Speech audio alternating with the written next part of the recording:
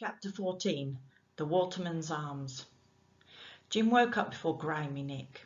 The river was overflowing with mist and seemed to be breathing with secrets, with dark looming shapes.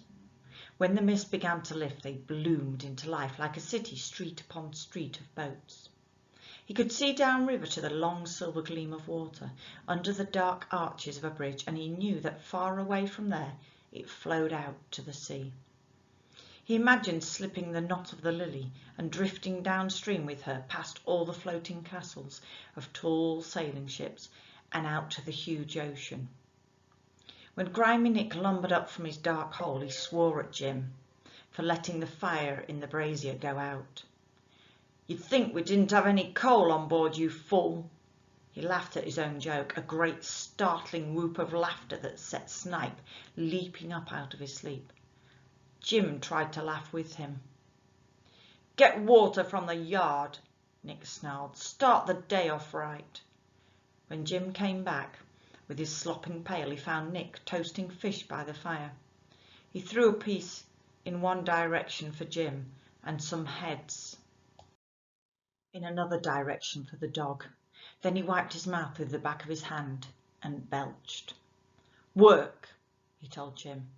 "When we clears this lot, we goes out for more, off one of them big boats. So don't think your work's done. Yet your work's never done. Not while there's coal in the ground." It took them the whole of that day to clear the hold of coal. Jim thought every bone in his body must break before he'd finished, but Nick kept grimly on, shoveling and lifting and tipping, shoveling and lifting and tipping. His body a grunting shadow swinging across the glow of the lantern. "Work!" Nick shouted at him whenever he paused to rest, swinging his shovel round to crack across the boy's back. Jim struggled to keep up. Sweat poured down him like rain, soaking into him, and when he rubbed his eyes, the grit of coal dust smarted and stung him.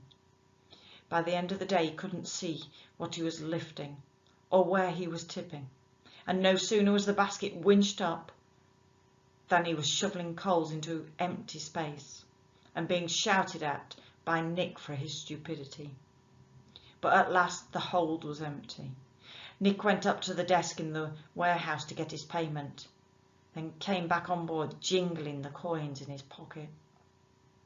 "You're only a bundle of sticks," he said to Jim, "but you've worked. If you want a bowl of mutton stew, come with me to the alehouse and I'll see you set up." Jim was so tired he would rather have slept, but he reckoned that Nick's invitation was meant to be some kind of compliment. He didn't dare turn it down. He stumbled after Nick, and the dog loped between them, turning its yellow eyes first to one and then to the other of them. The Waterman's Arms was dark and noisy, with a low blackened ceiling and lanterns hanging from the beams.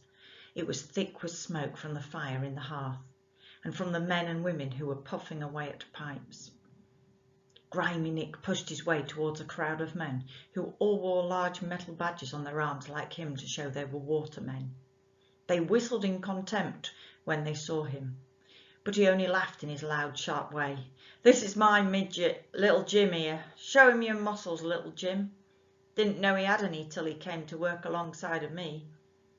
He patted Jim's head in a fatherly sort of way and told him to find a stool by the hearth and to keep quiet. The barmaid set a bowl of hot stew in front of Jim and a small draught of ale. He could hardly keep his eyes open now. Before he was halfway through it, the noises around him softened out into murmurs and spread across a wide, dark sea, lapping as quiet as long ago. He was slipping into the sea, which wasn't sea at all, but a cradle with soft, warm cloth, and it was rocking him as if he were a baby. There was a crash, and he woke up with a start to find himself lying face down in the sawdust, and his bowl of stew broken and split in the hearth. Nick lifted him up and swung him across his shoulders, and Jim was carried outside past all the laughing upturned faces and propped up on a bench in the dark with Snipe growling at his feet. "Wait there," Nick grunted and went back inside. inside. Jim was glad to be outside with the air cold and smarting on his cheeks. He could hear Grimy Nick's voice inside, loud and boastful, his quick, surprising bellow of laughter. He was joined by other children, all squatting or standing in a silent line, waiting for their masters to come out with their food or their pay. Jim puffed himself up a bit. He was the only child there with a beer pot in his hand, even if he did think it tasted like copper coins. He wished he could have his hot mutton stew back. "You Grimy Nick?" one boy asked. Jim nodded, taking a quick swig from his pot and scowling at its business. "He last boy was took to hospital," the boy muttered. "Beat to bits." "Won't beat me," said Jim, full of beery bravado. "I'll beat him first." The other children giggled into their hands at this, turning knowing looks at each other. They were a miserable lot of scarecrows, Jim thought, sipping again at his ale. Some of the children slept where they waited, leaning against each other. One group, roped together, told him they were a field gang and were waiting to go with their gang leader to dig up turnips on farms.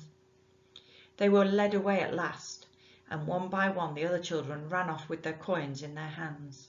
At last Nick came out, breathing bad temper into the cold night. "Jim, you faggot, it's time for you to take me home," he bellowed, as if Jim was 2 miles away instead of standing beside him, and he leaned his weight on Jim's shoulder. Together they made their slow way to where the Lily was moored.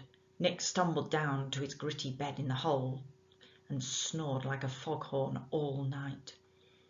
It seemed as if Jim had only just gone to sleep when he was kicked awake again. Nick, yawning and coughing, pulled him to his feet. "Move!" he shouted. "Tide's turning."